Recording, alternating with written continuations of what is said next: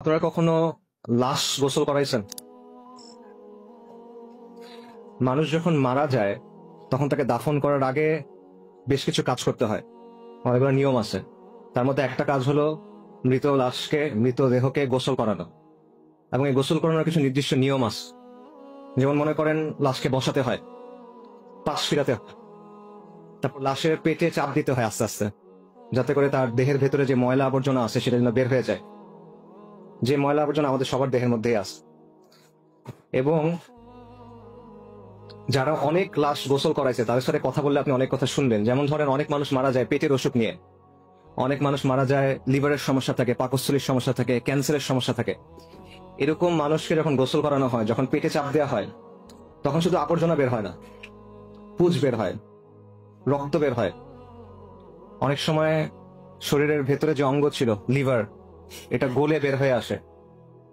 অনেক সময় খণ্ড বিখণ্ড হয়ে বের হয়ে আসে, অনেক দুর্গন্ধ হয়। তখন আমরা মৃত্যু জিনিসটাকে অনেক পবিত্রতা দেওয়ার চেষ্টা করি। বিশেষ করে মৃত মানুষকে, আসলে মৃত্যু না, মৃত মানুষকে আমরা সম্মানিত করার চেষ্টা করি, তার উপর একটা পবিত্রতা দেওয়ার চেষ্টা করি। বিশেষ করে সেই মানুষটা যদি বিখ্যাত কোনো মানুষ হয়, নামি দামি কোনো মানুষ হয়, ক্ষমতাবান কোনো মানুষ হয়, কোনো নেতা হয়, তখন আমরা এটাকে অনেক সম্মানজনক কিছু একটা হিসেবে দেখানোর চেষ্টা করি। কিন্তু আপনি যদি ওই মানুষটাকে যখন গোসল করানো হচ্ছিল তখন দেখতেন, তখন আপনার কাছে মনে হবে না যে এই বিষয়টা সম্মানজনক, আপনার তখন করুণা হবে তার জন্য। মানুষ দুনিয়াতে নিজেকে অনেকভাবে উপস্থাপন করে। আমরা নিজেদেরকে অনেক বড় কিছু হিসেবে দেখাই, আমরা নিজেদেরকে অনেক সম্মানিত কিছু হিসেবে দেখাই, আমরা নিজেদেরকে অনেক পবিত্র কিছু হিসেবে দেখাই। আমরা আমাদের চারপাশে একটা খোলস তৈরি করি, কিন্তু মৃত্যু এই সবগুলা খোলস সরায় দেয়। আমাদের যত পোশাক আছে, যত আবরণ আছে, যত অলংকার আছে, যত সাজসজ্জা আছে, সবকিছু মৃত্যু সরায় ফেলে এবং আপনাকে দুনিয়ার সামনে একদম উন্মুক্ত করে দেয়। কিন্তু এই বিষয়টা আমরা মাথায় রাখি না। আমরা দুনিয়ার জন্য ক্রমাগত ছুটতে থাকি, দুনিয়ার জন্য ক্রমাগত ফিকির করি, দুনিয়ার জন্য ক্রমাগত কাজ করি। আমাদের সব চিন্তা দুনিয়া নিয়ে, যে দুনিয়াতে আমার জীবনটা কিভাবে আরো কমফোর্টেবল হবে, আরামদায়ক হবে, দুনিয়াতে আমার জীবনটা কিভাবে আরো সম্মানজনক হবে, দুনিয়াতে আমার জীবনটা কিভাবে আরো সচ্ছল হবে, দুনিয়াতে আমার জীবনযাপনের স্টাইলটা, মানে লাইফস্টাইলটা কিভাবে আরো উন্নত হবে, কিভাবে আমি অমুক জিনিসটা কিনবো, কিভাবে আমি অমুক জিনিসটা ব্যবহার করব, কিভাবে অমুক জায়গায় যাব। সব চিন্তা ভাবনা আমাদের এই জায়গা নিয়ে। কিন্তু যে জিনিসটা আপনার কাছে আসতেছে, মৃত্যু, ওই মৃত্যুটা যে সম্মানজনক হবে আপনার, ওই মৃত্যুর পরে যে জীবনটা আপনার জন্য অপেক্ষা করতেছে, সেটা যে সম্মানজনক হবে কিনা, সেটা নিয়ে আমরা একেবারেই চিন্তা করি না। আমরা এটা নিয়ে একেবারে গাফেল, উদাসীন। একজন মহান তাবেঈ ছিলেন সুফিয়ান আস-সাওরী রাহিমাহুল্লাহ, সাহাবাদের ছাত্র। ওনাকে বলা হতো আমিরুল মুমিনিন ফিল হাদিস। হাদিসের ব্যাপারে বিশাল জ্ঞান রাখতেন। ওনাকে একজন এসে প্রশ্ন করছে, ইয়া আবু আব্দুল্লাহ, ওনার কুনি আবু আব্দুল্লাহ, দুনিয়ার জন্য কিভাবে প্রস্তুতি নিব বলেন, আখিরাতের জন্য কিভাবে প্রস্তুতি নিব বলেন।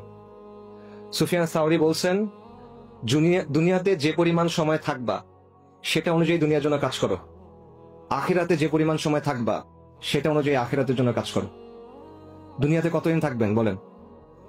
80 বছর সর্বোচ্চ, 100 বছর, 120 বছর সর্বোচ্চ, নাকি?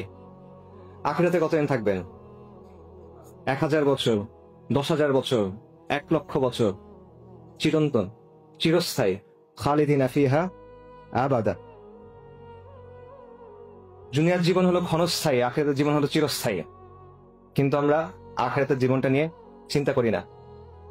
আল্লাহ সুবহানাহু ওয়া তাআলা কোরআনে বলছেন, কুল্লু নাফসিন যায়িকাতুল মাউত, নিশ্চয়ই প্রত্যেক জীবকে মৃত্যুর স্বাদ আস্বাদন করতে হবে।